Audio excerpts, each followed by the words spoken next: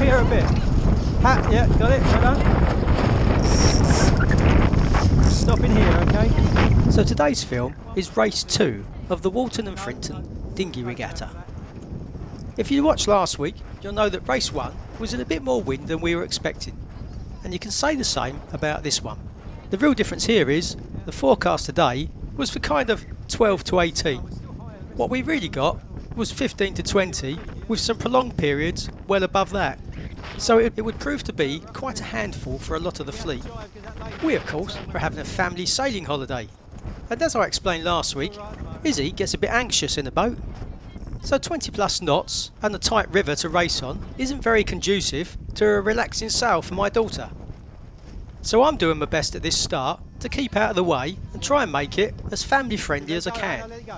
What I failed to factor in, and to be honest, as did a lot of the fleet as you'll see, is just how much the tide was sweeping us up the river. There you go. There's going to be no space for us, so we're going to just sit here and let them all go, alright? Sort of the camera is it's got knocked around a bit. The whole mount, not the camera itself, but the whole mount is sort of got, it's crooked. That's it.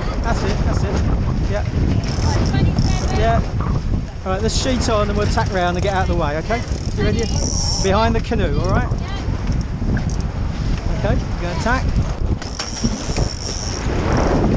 Bear away, and then we might jive, okay? Yeah, okay. Yeah, we'll go around here. Go up here and we'll tack again, alright? Start now. Yeah, it's alright. You ready to tack? We're going to tack and bear away, okay? So as you can see, we did a really good job of keeping out of the way. So much so that we're 20 seconds late for the start. But the first leg of this race was kind of a very one-sided beat.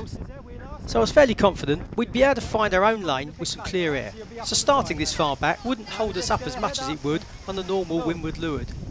As you'll see, because not everyone makes a perfect start and there were some challenging conditions, we caught people up pretty quickly. Yeah, ready to tack? Ready?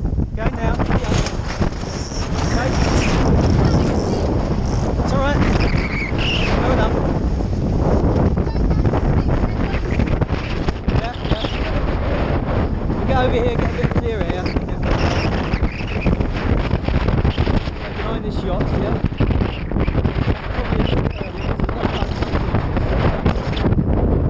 Around us, is it? So ready to tack.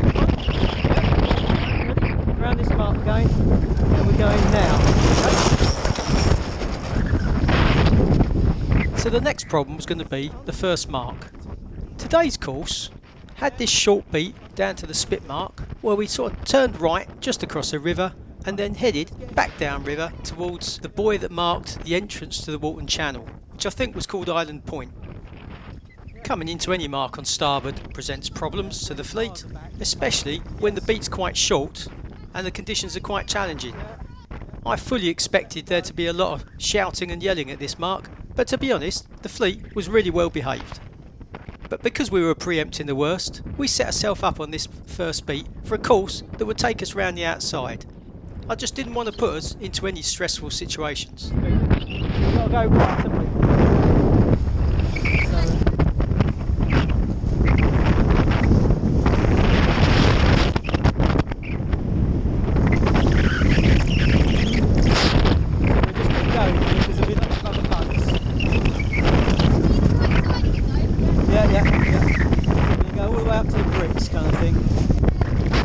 Maybe not quite that far, but yeah, it's alright.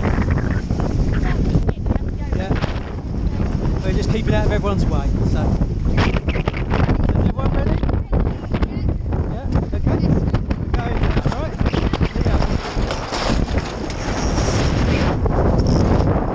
Right, anyone coming at us, is he?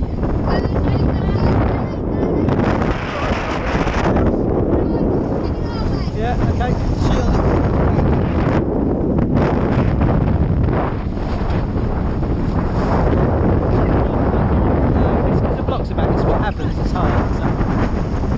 We're just going to stay up here out of the way of everyone else. Can't come this way. Leave it. Can't come this way.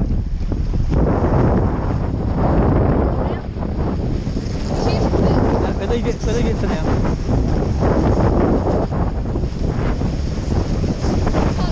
Right, a little bit more if you want. Do you want to get the ball down? See if you can. It'll be hard, it'll be really hard.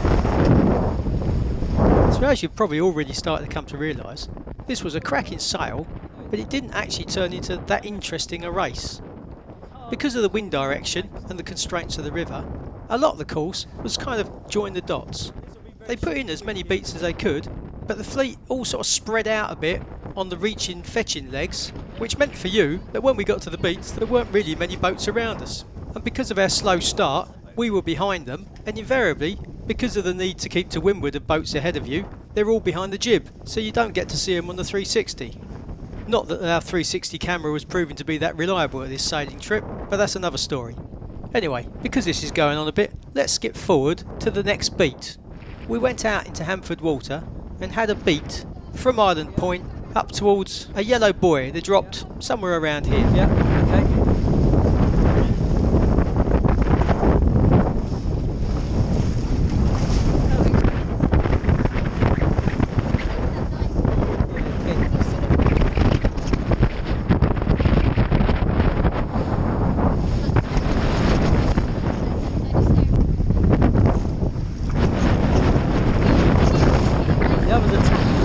Seems a bit early for yellow, maybe there's mud or something, but we'll keep going. There's plenty of boats and canoes and up.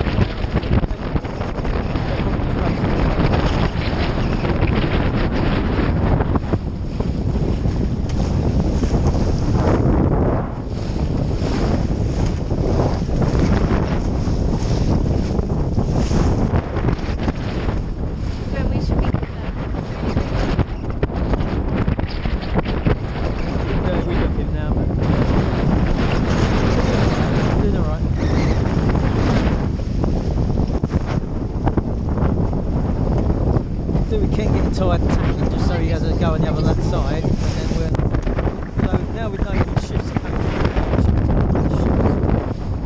long left leg.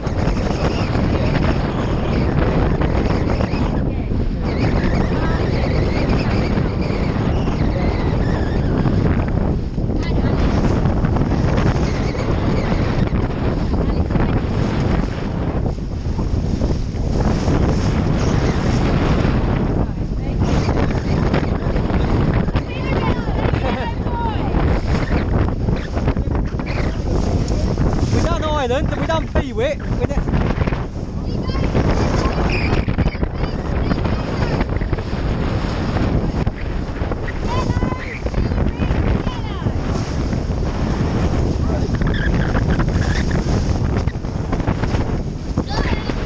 You're doing it both. Yeah, you do it in both. You do it in both races. Both races!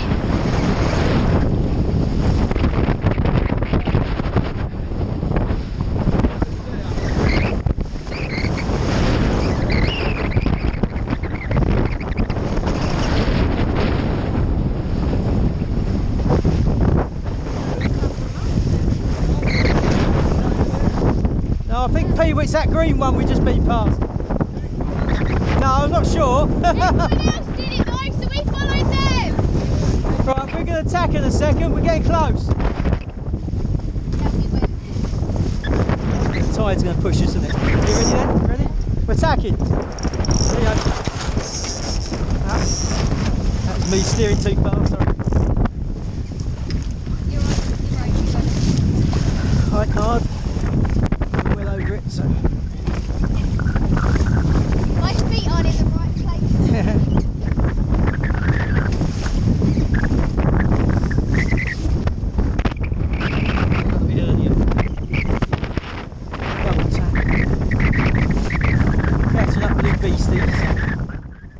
As we're trying to explain to Ken in the laser, we went up and down this bit of water a couple of times. Even though it's protected water, the wind, that was quite strong at times at this point, did kick up a lot of chop, and it was just as hard for Ken to hear as it is for you listening on this microphone. Anyway, it eased up a bit on the last run, and our daughter decided, as much as she hated being scared in the boat, she hated losing even more, so she told us to put the spinnaker up. This allowed us to catch up with Becky and Alex, in the Pink Wayfarer, which was a result because, apart from Ken, these were the only two boats we saw in the second half of this race. And as you've seen, there wasn't much film of them, which is why we've cut so much out. Anyway, we'll watch a bit of fun we're having with the Spinnaker here, then we'll skip forward to the end, because they finished us at the entrance to the river. The idea was, this race, race 1, would be a race out the river and then up and down Hamford Water, and then race 2 would be up and down Hamford Water and a race back to the club.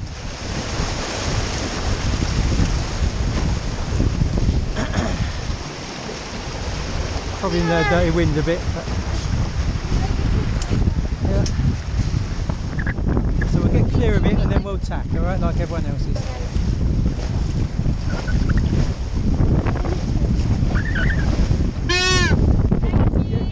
Oh yeah, tag over there. I was looking at.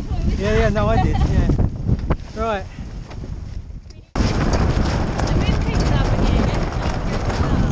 So race 2 would start with a fetch from this line upriver to one of the marks. Don't recall which one, but because of the wind direction and the way the line was set, everyone would want the committee boat end of the line, favoured end, inmost tide, and you'd have clear air. So knowing all that, we picked the port end of the line. You know, because Elizabeth gets anxious, we're having a family holiday, we're trying to avoid the stress, yada yada yada. But you know what? I don't think it actually hurt us that much at all. Yeah, it's alright. 20, 19, 18, 17, 16, 14, 13, 11. You're over the line, Daddy. No, we're alright. We're not, we're alright. Right, sheet on, we're going. Yeah. 3, 2, Yeah. 1. It's alright. Yeah. Lots of dirty wind because we're well down, but I've kept out of the way, you see. So. Didn't want that lot of boat running in us, did we? Right, what colour flags this next one?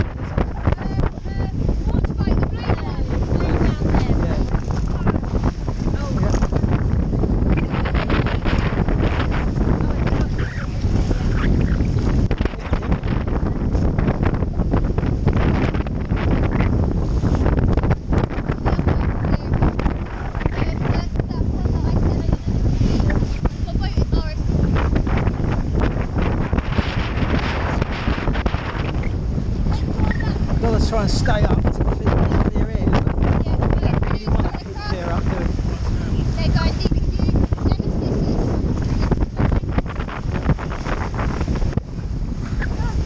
You'll be flying your telltales, alright? It's only still on, but I'm just telling you. Yeah, what is it to starboard or port, is he? Right, okay. So we will be bearing away, but we'll try and stay up to keep our air clear.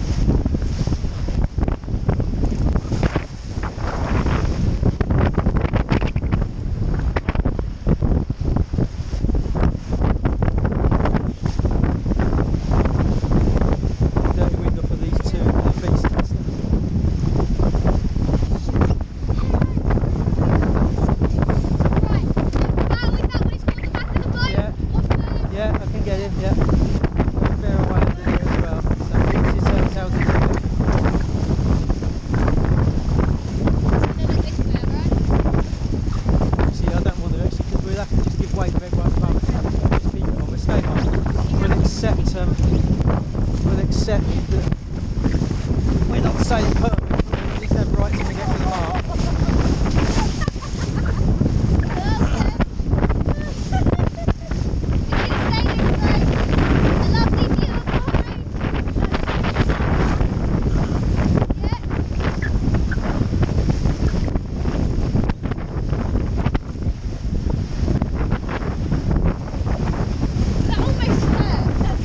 Going to be a bit shouty, this mark.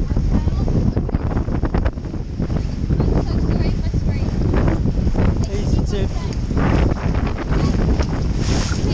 keep us safe.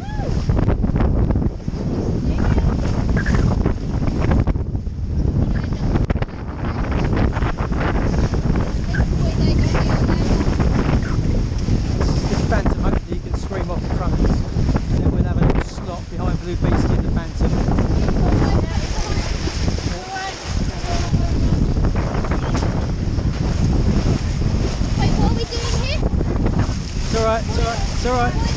just going to be lots of shouting, that's all. What are you doing though? It's alright, don't worry. You just Tacking, okay. yeah, we're tacking. Tacking and bearing away.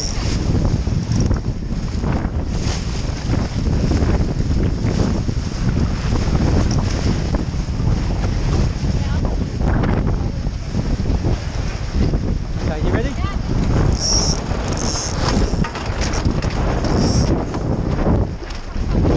Okay. Go on. Yeah, a little bit. We're not flying spinning come. And just hike hard. Let's just get out over here out of the way. Pull up a bit more if you can.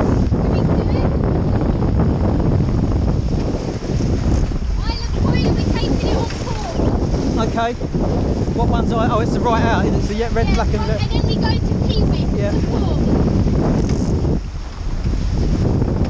So how many of you have noticed that we've got a mast float up? I think too many people are too proud to fly a mast float when really it would help them. As much as we love our Mark IV Wayfarer, and indeed we made a film a few weeks ago about just how good a racing boat they are prone to turtle when they capsize. And as you've seen from the conditions, today is one of those days where anyone could have capsized. I'm confident in my sailing and the Wayfarer's a reasonably forgiving boat, but some of these gusts hit hard. And I'm sure everyone out there had a near miss today. So if you want to make your life easy, or like us, you're trying to make it stress-free for everyone on board, put a mast float up. It's not going to stop you capsizing, and to be honest, one this small isn't even going to stop a Mark IV Wayfarer from turtling, but it will slow it up, and it gives you a bit more time to get things sorted out.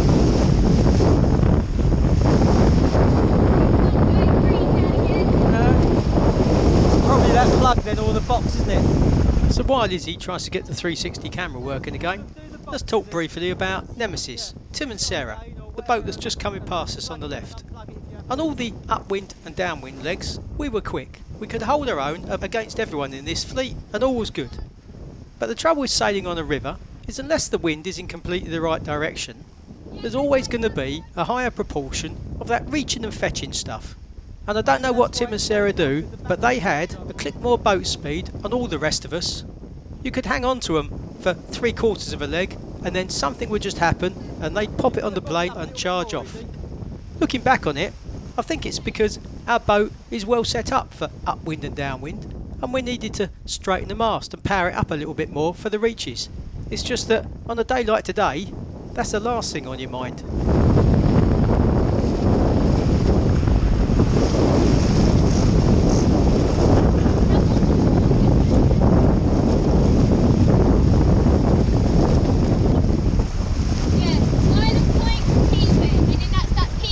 Yeah.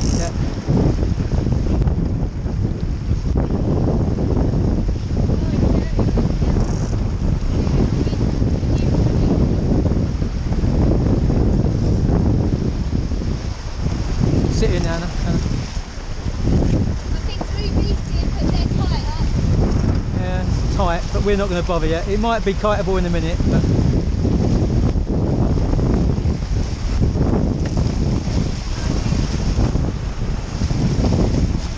No, it's not going to be kiteable. It's going to get tighter, isn't it? Not easier.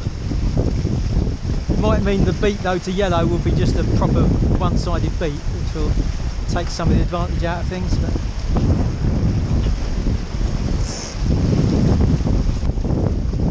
they in the boat? probably the rescue boat, mate.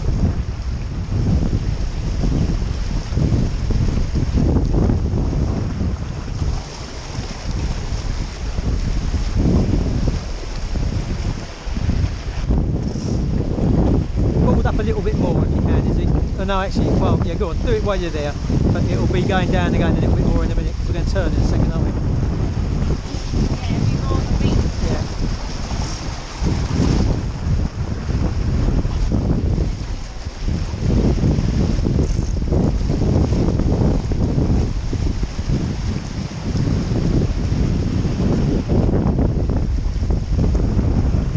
If we know we can go close, we can.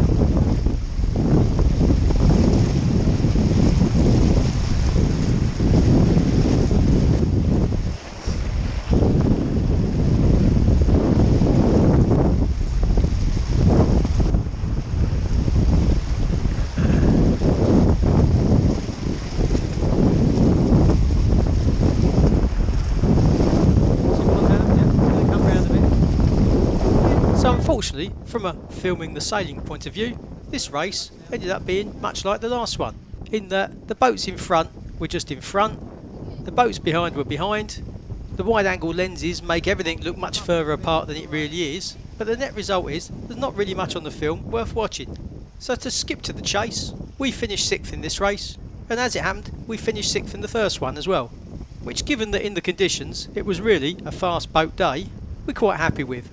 Didn't actually tell you that we actually won the race that was yesterday, or last week as it was for you, but you see, just as the conditions today suit the fast boats, yesterday's race, or last week's race, really suited a wayfarer, so there's no surprise in either result.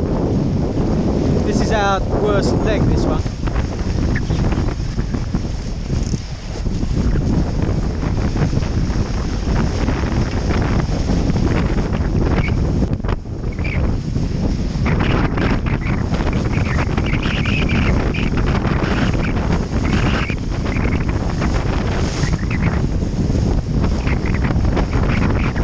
It's good, high card everyone.